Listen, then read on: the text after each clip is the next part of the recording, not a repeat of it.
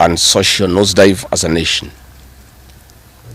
As a country, we, the people of Kenya, are being treated by William Ruto as less Kenyans at any given moment. Driven by the resolve for a better Kenya and patriotism, I have heard a call from the people of Kenya to speak into the matters that are of concern to them and all of us for our common good. On the 7th of July 2025, during the 35th anniversary of Sabasaba, Kenyans from all walks of life, led by Gen Zs, and armed and peaceful, went to the streets.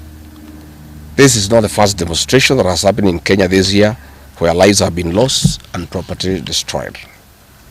Unbeknown to these peaceful demonstrators, the tired regime of Ruto had a well-organized state-sponsored militia in cohort with the police and other state security agencies to maim, kill and destroy property, and blame it on the Kikuyu community and specific leaders who are perceived unfriendly to this killer regime. This targeted profiling of the Kikuyu community and destruction of their specific business is an economic sabotage not new to the narrative of William Ruto. On the 30th day, these state-sponsored militia, under instructions and guidance from the police, were dropped in different places in the country, and mostly in the Mount Kenya region and other regions not perceived friendly to the government. They were strategically dropped past midnight, and then roadblocks were placed by the police while others was dropped early in the morning. The militia were procured by Ruto, governors and MPs allied to him. These regions include Nairobi, Kiambu, Kajiado, Kisii, Nyeri, Murang'a, Kiambu, Kirinyaga, Meru, Nyandarua, Kajiado, Kitengela, Ongata-Rongai, Machakos, Embu, and in Wote.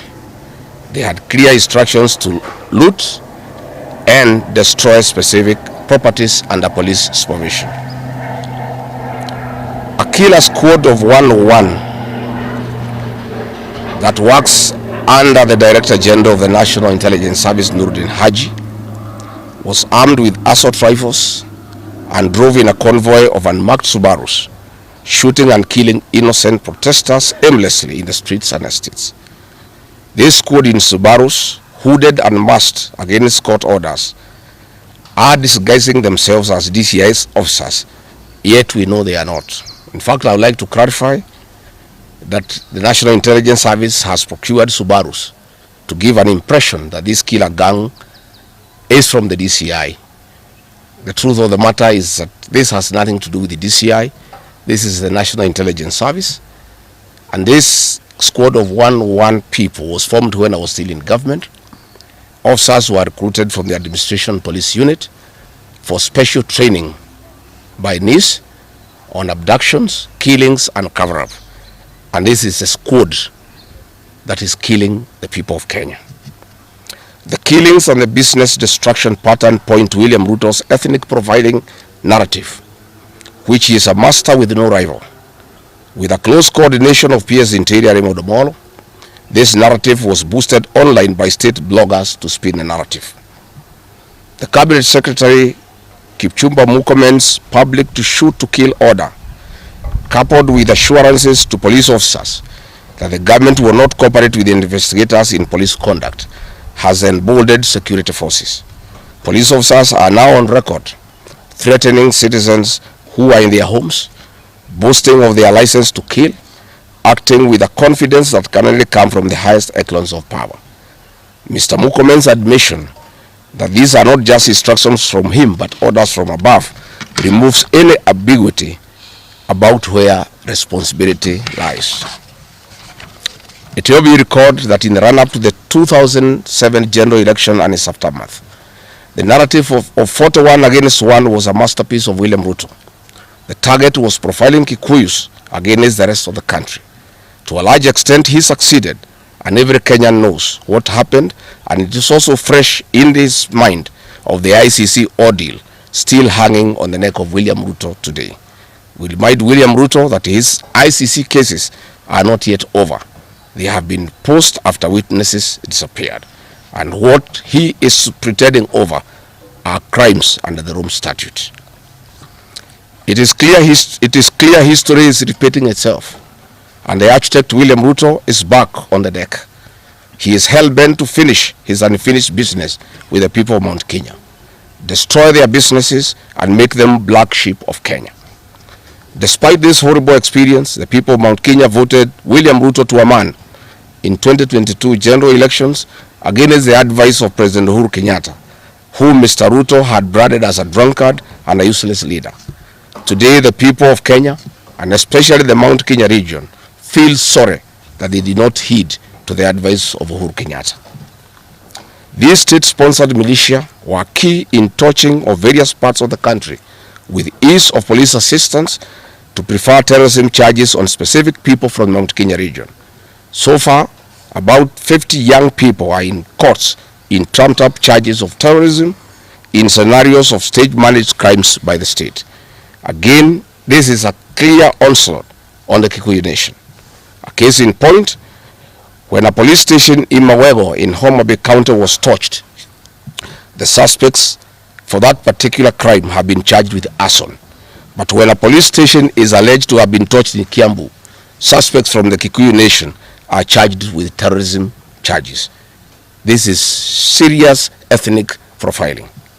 Last night in Juja and Kirinyaga, these state-sponsored militia invaded various businesses. Luckily in Kirinyaga, after Wananchi went to Sagana police station and they refused to act, saying they had orders from above not to interfere, the people organized themselves and repulsed the militia. Mr. Ruto's ethnic profiling has led to the destruction of the foreign properties belonging to the people of Mount Kenya. Maguna supermarkets in Meru, Kahawa West and Muranga.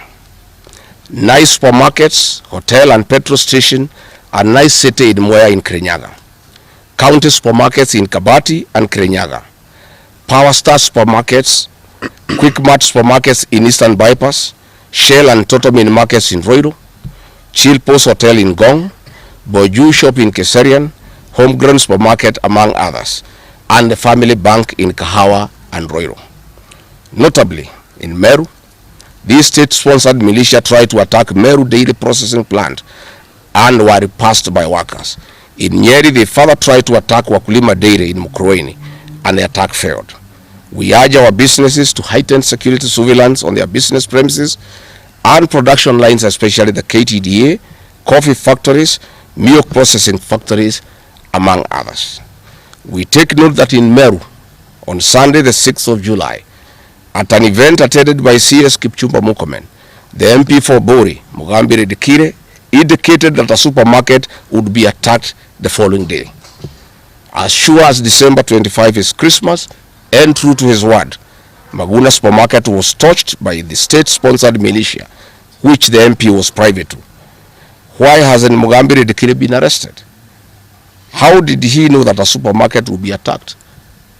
This is selective justice. The evidence that these militias are state-sponsored is plain for all to see. Videos circulating widely show police officers not merely failing to intervene, but actively transporting armed groups who proceed to unleash destruction with apparent impunity.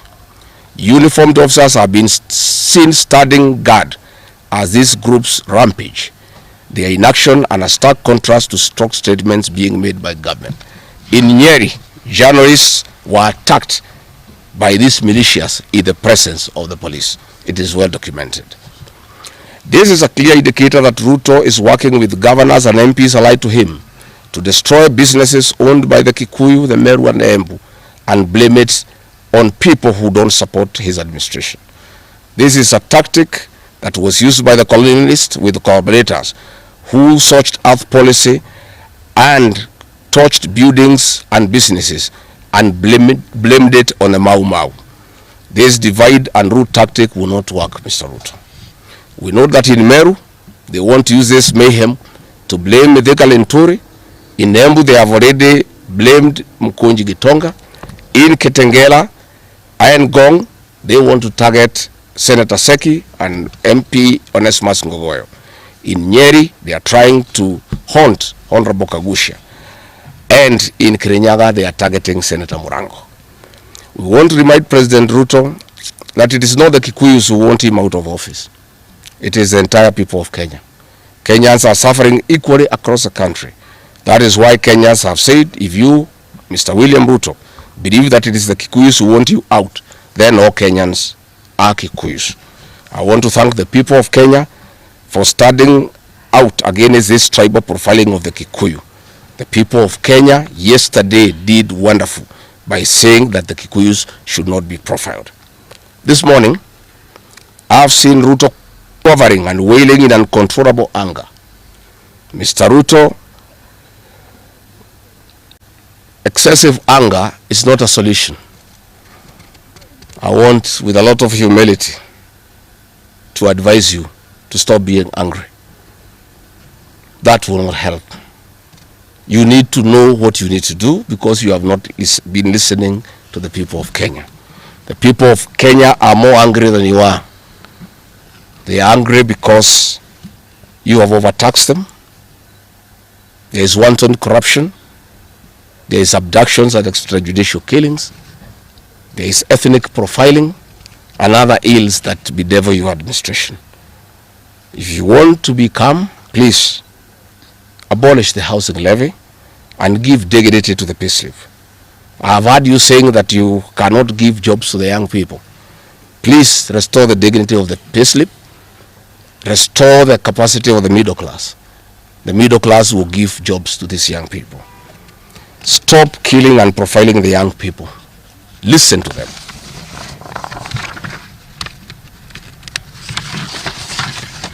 Stop abductions and extrajudicial killings. Abolish, disband the killer squad of 101 officers at Nurdin Haji. Give hustlers the jobs that you promised them. Mr. William Ruto, you are the one who promised. You cannot cry today that you have no solution, saying that other presidents have not been able to do it. You are the one who promised these young people. Stop police brutality. Stop abductions and illegal detentions. Get the hustlers from the bottom of the economic pyramid as you promised. Yes, Mr. President, we agree there were other presidents before you, as you have rightly stated, and true, they never went through what you are experiencing today. May it please you to know that the reason why Kenyans rarely had problems with them, Mwai Kibaki and Uhuru Kenyatta were guided by the Constitution and the rule of law. They did not capture our constitutional institutions to work for them, instead of working for Kenyans. They never killed children. They never attempted to build churches in State House. They never organized militias to destroy people's property and kill them. That is why you have a problem. And we also want to remind you that Mwai Kibaki had a difficult time from you, William Ruto. Videos are everywhere. You cannot say that Mwai Kibaki did not face resistance. It's on record that you gave hell to President Kenyatta for 5 years. So it is hypocritical for you to allege that Mwai Kibaki and Uhuru Kenyatta had a very easy time. Most of the problems Mwai Kibaki and Uhuru Kenyatta had came from yourself, and it's on record. We want to advise you that the one-term movement is not getting you out of power outside the Constitution. Mr. President, nobody wants to throw you. Nobody wants to overthrow your government. Nobody wants you out of power through unconstitutional means. Mr. President, I and the people we work with are on record. We want to remove you from State House through the ballot in 2027. This narrative you are creating that there is an attempt to overthrow your government is for you to have the opportunity to use the Terrorism Act to profile communities and to persecute leaders who are opposed to your administration. Please relax. We want you to serve your one term. Nobody wants you out of government, and constitutionally, nobody has any plan to overthrow your administration, Mr. President. We want to face you on the ballot in August 2027. So just relax and stop crying wolf that anybody wants you out of office unconstitutionally. There is no leader here who is planning a coup, and none has the capacity. And nobody is interested. The leaders in this country and in indeed 95% of the Kenyan population want to humiliate you at the ballot. They will relish that moment. None of them would want you to go out through any other method, unless, of course, you decided to resign on your own volition. So please stop creating this narrative. This narrative is to enable you to use anti-terrorism law to persecute leaders and to persecute the Kikuyu community. If you speak out online, Mr. President, you want to use the Terrorism Act to harass people. If you dare challenge your administration, you want to use the Terrorism Act to deal with people who are opposed to your administration. My fellow Kenyans, let us not be deceived. William Ruto has stripped away even the pretense of democracy. What we are witnessing is not the rule of law, but the rule of fear. This is not the behavior of a government that serves its people. This is the machinery of outright dictatorship. Finally, I want to announce to the people of Kenya that tonight I will be traveling to the United States of America to talk to the Kenyans in diaspora and the international community about the state of the nation. I would have wanted to stay in the country at this very difficult time when our people are under siege, but I have engagements that I'm not able to postpone. I have been threatened by people close to William Ruto, who called some of my people today, and they will want to stop me from leaving the country. I have no problem. If you want to come and arrest me at the airport, as you are threatening us, you can go ahead. I don't have a problem. You cannot sell fear to us. You know, even if you sold us fear, we cannot buy. You know, and therefore, as I'm out of the country, unless I'm stopped from going, and if I'm stopped from going, I'm still okay. I'll be here because this is my country. We have made sufficient arrangements with other leaders in the united opposition to create a pool of lawyers to come in through for our young people who are being persecuted on trumped-up charges of terrorism. And I want to explain. I have heard the president saying that people have attacked police stations and the law courts. It was all stage managed by the MP for Kikuyu. How do you explain that people can walk into a police station and they are not armed and take over the police station from armed police officers? How do you go to the courts that are guarded by armed police officers and touch them? All these attacks of vital installations were stage managed by William Ruto through Kimani Ichung'wa to create the opportunity to prefer charges against people using the Anti-Terrorism Act. That is the reality. So nobody has attacked any police station. They were all stage managed by government. And what is happening is history is repeating itself. This is exactly what Moi did in the 80s against the Kikuyu community. After the abortive 1982 coup, he used sedition laws and the clandestine Kenya movement to profile the community and hound people into court, and they will be taken by Bernard Chunga after 5 p.m. This is history repeating itself.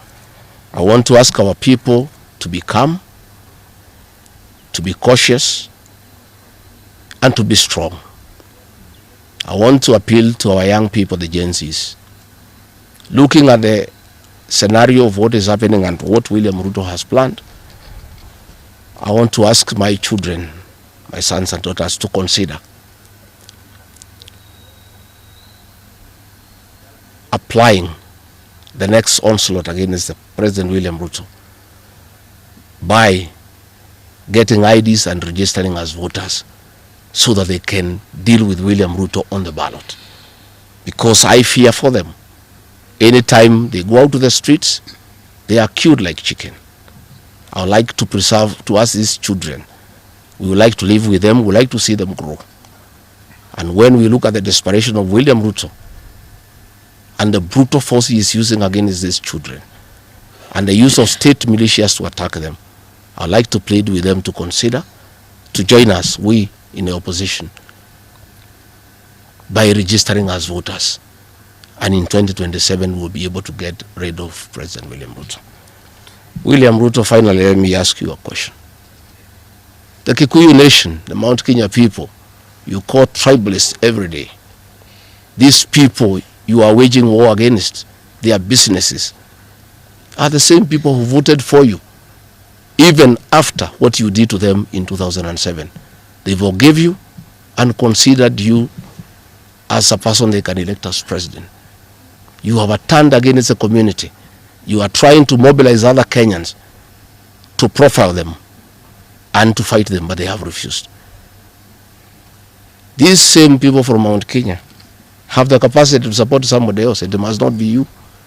And they proved that they are not tribal by voting for you when you are Kalenjin. They can vote for a Kamba.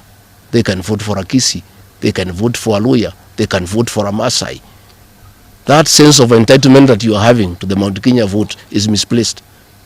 They voted for you, yes. You betrayed them. You turned against them. They don't have to vote for you again. Please stop persecuting them into submission. They will not submit to your brutality, to your vicious attack against them and their leaders. That I want to tell you for free today. I have listened to you talking with a lot of anger, calling them tribalists. They are not. How can they be tribalists when they voted for you and you are not one of them? But you don't have a sense of entitlement that they must vote for you. You know what you have done to them and why they have reacted the way they have. And I want to assure you, you cannot scare them into submission. Even if you jail them, they will not submit. These are seasoned descendants of the freedom fighters, and they cannot be intimidated. So let me encourage my leaders here as I go away to remain strong, to remain focused, and to speak for the people of Kenya. I am I have a lot of gratitude to the Honorable Stephen Kalonzo Musyoka and Eugene Wamalwa, who have been in court the whole of yesterday and today, standing strong and defending our young people who have been framed and charged with treason. For those two leaders, I want to give them the gratitude of my community and our leadership. They have come through for a community when it's under siege, and we are indeed very grateful. I want to ask our leaders here to be vigilant and to continue speaking out to the people of Kenya. Should the situation get out of hand and I need to cut my trip short and come back to join the other leaders in defending our people and speaking for them, I will gladly do so. Thank you very much. Good. That's comprehensive. I don't think iko maswali hata kidogo. Labda ile wapi ya social nosedive as a nation. As a country, we, the people of Kenya, are being treated by William Ruto as less Kenyans at any given.